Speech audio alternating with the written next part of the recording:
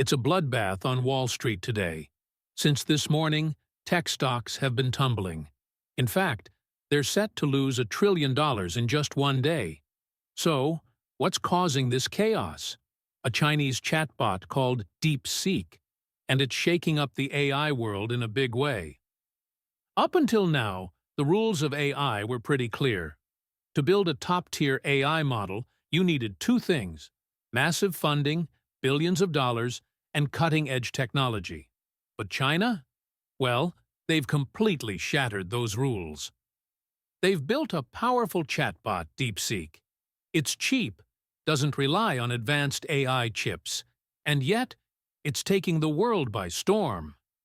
So what's all the fuss about? Is DeepSeek really as flawless as it seems? And is this the AI Sputnik moment everyone's talking about? Let's break it down. We first told you about DeepSeek last week. Founded in 2023 by Liang Wenfang, it spun out of a hedge fund and kept a low profile until December, when they launched their first AI model. Just a month later, they dropped a second one. Most of DeepSeek's models are open source, meaning developers can access the code and build upon it. Now, how good is DeepSeek? It's as good as any of its competitors. Think OpenAI's ChatGPT or Google's Gemini. But here's the kicker: it's completely free. That's made DeepSeek a hit, ranking as the top app in the Apple App Store in the United States, UK, and China. That's no small feat. But the real hype? It's all about cost efficiency. DeepSeek was trained for just $6 million. That might sound like a lot, but in the AI world, it's peanuts. Just look at Meta, who spends over $60 million on their AI model, LA Llama.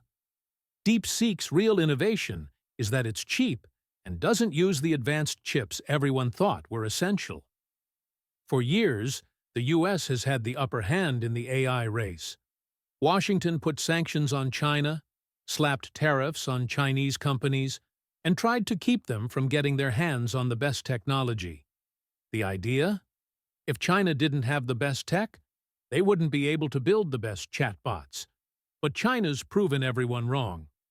From 2003 to 2007, China led in just 3 out of 64 technologies.